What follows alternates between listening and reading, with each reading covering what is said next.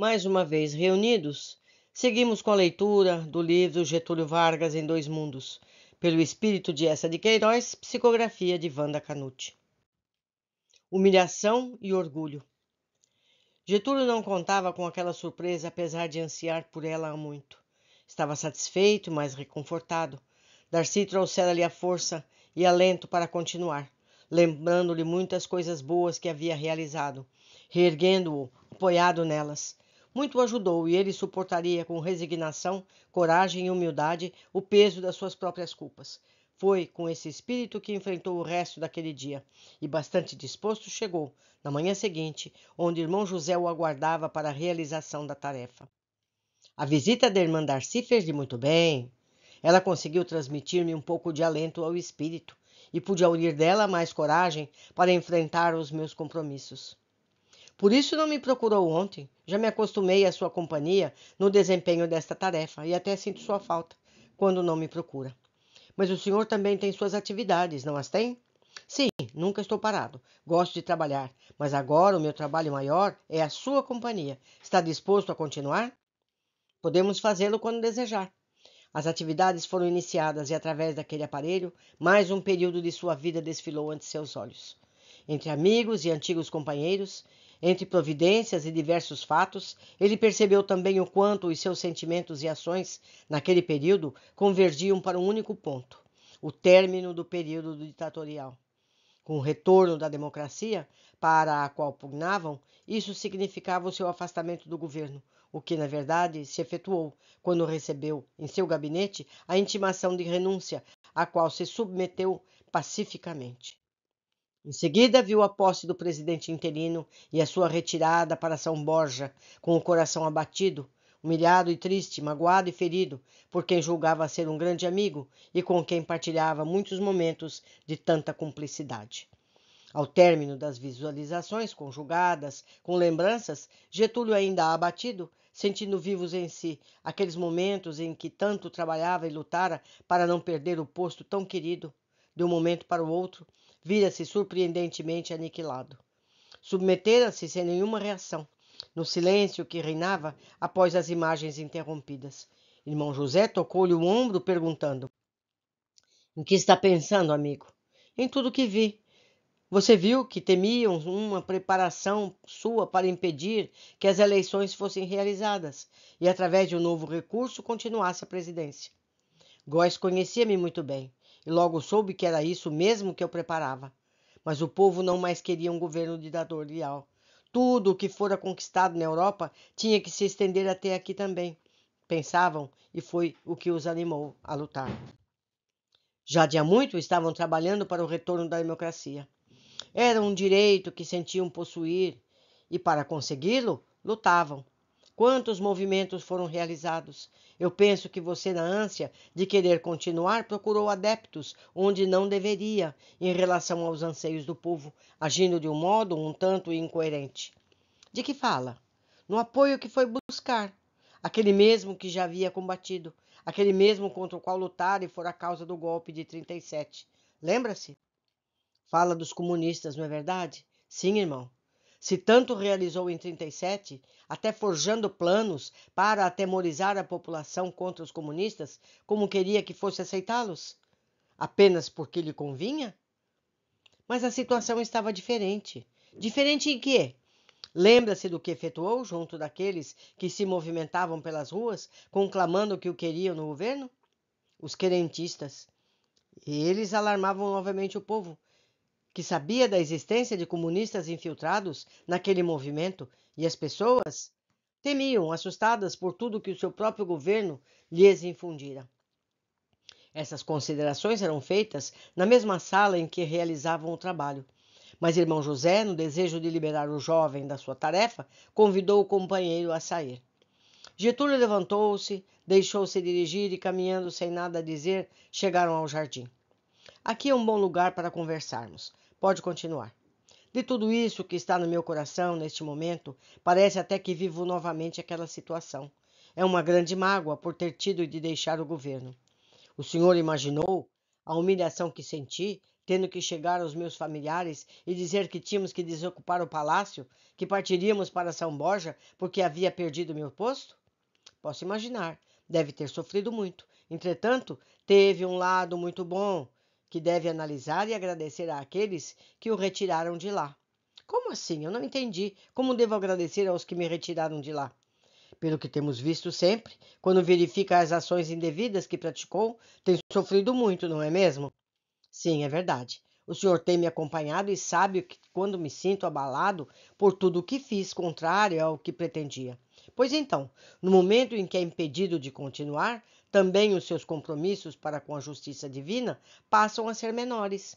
Se foi impedido de praticar ações que poderiam comprometê-lo mais, deveria agradecer àqueles que o impediram de realizá-las. Se olharmos por esse lado, o senhor tem razão. Eu não sei o que teria resultado se lá houvesse permanecido. Como pode ver, tudo está mudado e ser-lhe-ia muito mais difícil. Quem sabe a sua retirada teria sido outra e muito pior. O senhor tem sempre uma palavra de consolo ao meu abatimento. Isso vejo agora com sua ajuda. Mas naquele momento, diante de uma nação inteira, diante de meus familiares, foi muito triste e humilhante. Senti-me tolhido, incapaz e aniquilado. O que me restava fazer? Somente me recolher e foi o que fiz, procurando um pouco de paz para a reflexão. Então deve ter sido um período bom para o seu próprio espírito. Não foi bem assim. Pensei muito, refleti bastante, não da forma como venho realizando agora, mas para ressurgir novamente com toda a aclamação popular, para mostrar quem era Getúlio Vargas diante do povo, para mostrar quem seria Getúlio Vargas diante de uma nação e de todos os que o abandonaram. Era o orgulho ferido, era a vaidade tomando conta da sua pessoa. Mas penso que não devemos nos antecipar, pois nada disso ainda foi mostrado. Precisamos nos ater apenas ao que já vimos. As lembranças estão dentro de mim, é impossível sufocá-las neste momento. Lembre-se que daqui a situação é outra. Estamos em análises que lhe serão muito úteis, e não deixarei que o orgulho lhe tome novamente o coração, para não perder o que já foi realizado e concluído. Essa atividade está lhe ajudando no resgate dos débitos pelo reconhecimento das próprias culpas. Conversaram e conversaram, e aos poucos, irmão José fez com que Getúlio entendesse a verdadeira razão das análises que realizavam. Não era apenas uma comparação de um plano realizado com o que for executado. Não era para medir a distância ou aproximação entre um e outro que efetuavam aquele trabalho. Ele tinha intenções muito mais profundas e, por isso, um orientador o acompanhava. Se fosse apenas para que a distância fosse medida, não seria preciso nenhum acompanhamento. Era necessária a sua presença para, em momentos de profundo abatimento, reerguer-lhe o ânimo. Caso verificasse o ressurgir de imperfeições que ainda demoravam no seu espírito, comprazendo-o com o que fora realizado, o mentor também saberia transmitir-lhe um ensinamento para mostrar-lhe que a realidade agora era outra. Assim, após muito conversarem, Getúlio continuou. O senhor tem razão, perdoe-me. Empolguei-me, vi-me novamente naquela situação, procurando, quem sabe, uma revanche. Entendemos perfeitamente o que se passou com você, e por isso aqui estamos, para impedir que outra vez se deixe levar por sentimentos inadequados. Muito lhe devo. A mim nada deve, pois faço o meu trabalho com muito amor, e oro a Deus que me inspire para desempenhar essa tarefa, ajudando-o sempre. Devo-lhe muito. Não se apegue a isso. Agradeça sempre a Deus tudo o que Ele lhe proporciona. E se aqui estamos juntos nesse trabalho, é porque Ele nos permitiu. Mas devemos continuar. Há ainda alguma coisa que pretende me dizer? Penso que, em linhas gerais, abordamos o necessário. Sem dizer claramente, o senhor percebeu que eles estavam corretos nos seus receios, pois eu faria tudo para poder continuar. Nós até já falamos também sobre isso. Agradeça a Deus o ter te aliviado de novos compromissos. Assim, aos poucos, aquele período em que Getúlio deveria visualizar o que fizera, refletir e redescobrir atitudes, caminhava, e pelo desenrolar dos acontecimentos, logo chegaria a um final, aquele tão importante e que ainda lhe faltava rever, tão cheio de acontecimentos, de mágoas, de angústias e até desespero interior. Novamente, os dois se encontraram na manhã seguinte para a continuidade do trabalho. Getúlio pôde ver exatamente como dissera na véspera, no seu recanto, refletindo, apesar do abatimento que o tomara, e deparou-se também com todos os fatos que se seguiram à sua retirada do governo, o seu novo envolvimento nas artimanhas políticas. Viu o seu triunfo como candidato à Assembleia Constituinte e o pouco sentido que tal função lhe representava, não lhe trazendo nenhum sabor. No entanto, o que o deixou satisfeito foi o momento em que se viu como candidato à presidência da República, dando o prazo de Dutra expiraria. Viu-se nos palanques, em campanha, viu-se refazendo aliança com o partido de Adhemar de Barros, viu o crescimento da sua candidatura até a vitória, bem como a decepção e a revolta que tomou os udenistas que tudo apostavam no seu candidato, o brigadeiro Eduardo Gomes. Mais um período lhe fora mostrado. Um período que se constituiria numa ponte entre o deixar e o retornar. Um período que lhe serviria para reflexões, como ele próprio admitira, mas a reflexão do arquitetar planos para um retorno. Era o que estava no seu íntimo. O poder mostrar a todos, sobretudo aos seus adversários, aqueles a quem a sua presença incomodava na chefia da nação, que podia voltar, e isso ele o admitia junto ao irmão José. Estou feliz, não por agora, que tudo já passou, mas estava feliz naquele momento em que mostrei a todos o quanto o povo ainda me era grato, quanto desejava o meu retorno, apesar de muitos o abominarem. Se era um pleito em que o povo escolhia, a maioria da nação me escolheu. O senhor pôde ver o quanto me senti feliz apenas pelo retorno. Pude realmente verificar, até da aclamação, o quanto ainda o veneravam, e através do seu júbilo o quanto estava feliz. Mas a felicidade demonstrada era muito mais pela satisfação do orgulho ferido que há tempos atrás, que a alegria que pôde servir à nação. Diga-me se era isso ou não. O senhor conhece-me o íntimo, e aqui nada se esconde. Sem que lhe diga, já percebeu. No entanto, é importante para o seu espírito que o revele. E me confesse para atenuar um pouco as minhas falhas.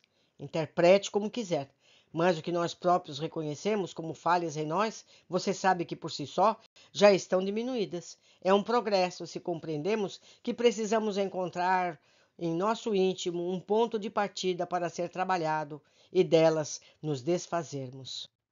Pois bem, naquele momento foi muito importante para mim. Eu não me sentia mais com disposição de enfrentar toda a carga de trabalho e todas as suas implicações como novo chefe da nação. Mas precisava retomar, precisava mostrar que ainda era querido, sobretudo entre as massas trabalhadoras. Continue, amigo, não era só isso? Não, não era. Tinha que mostrar aos udenistas, aqueles que sempre me atacaram, aqueles que sempre procuraram impedir que o meu governo transcorresse como eu desejava, que eu conseguiria novamente me sobrepor àqueles que só acumulavam derrotas sobre si. Agora está bem, assim está melhor. Reconhece que tudo isso é manifestação do orgulho e do egoísmo? Orgulho, sim. Mas por que egoísmo também? Porque onde está o orgulho, sempre está o egoísmo. Se você quis mostrar tudo isso, era a manifestação do egoísmo que alimentava o seu desejo pelo exercício do poder. Mas o senhor viu que seria diferente. As condições políticas do país já eram outras. Sim, os ideais democráticos tinham retornado e estavam se afirmando após tantos anos de governo de ditadura que havia imposto ao país. Mas eu lhe pergunto, o irmão estava preparado para governar naquelas condições? O senhor sabe que o meu desejo de voltar, fosse como fosse, e para lhe dizer a verdade, eu nem havia pensado nisso. Era sabido que não gostava de ter ações controladas por nenhum congresso. Todavia, se as condições para o retorno eram aquelas, eu me submeteria. Como ainda não haviam deixado a sala de revisão, irmão José consultou Getúlio sobre a possibilidade de continuarem a conversa em outro lugar, e assim dirigiram-se ao gabinete do orientador. Por favor, continue e me diz, pediu Getúlio depois que se acomodaram. Eu quero perguntar-lhe, não o que sentiu naquela oportunidade, quando pôde mostrar o que desejava aos seus adversários e à nação toda, mas como está o seu íntimo agora, numa situação diferente, e como se sente ao reconhecer tudo o que o moveu a retomar. O senhor tem perguntas, às vezes, que me desconcertam. Faz-me sair daquela realidade na qual havia penetrado e aqui retomar para enfrentar esta outra realidade. Mas é isso que importa neste momento. O que viu hoje já passou, já foi realizado. Cabe-lhe agora analisar os seus sentimentos atuais em relação aos sentimentos antigos. Ah, é muito difícil, mas é necessário. O senhor deseja que eu reconheça o meu erro, que não se coloque uma nação em jogo apenas para mostrar orgulho, que não se deve proceder como eu procedi? Não me cabe dizer nada, mas a você próprio analisar e concluir. Se digo que não deveria ter agido daquela forma, agora que reconheço outros valores, eu estarei dizendo a verdade. Mas se eu dissesse que naquela época eu não tinha desejado o retorno, eu estaria mentindo. A verdade é sempre o que deve prevalecer em qualquer situação, porque partindo dela estaremos sendo autênticos para com os outros e para conosco mesmos. Eu reconheço agora que, aclamado como fui, teria a oportunidade de realizar muito em favor daqueles que me elegeram. Mas diante do que ainda me falta ver, mesmo estimulado por tanta aclamação, talvez eu não lhe tenha devolvido atitudes que melhoraram as condições de vida da população, levando um pouco mais de progresso àquela nação. O que importa é o que analisou, e o que virá deixaremos para a próxima sessão de visualizações. O senhor considera que o período visto hoje, meus compromissos diante da justiça divina, aumentam mais ainda? Não serei eu quem deverá concluir, mas a sua própria consciência. O que ela diz? Já me senti muito mais responsável em outras oportunidades.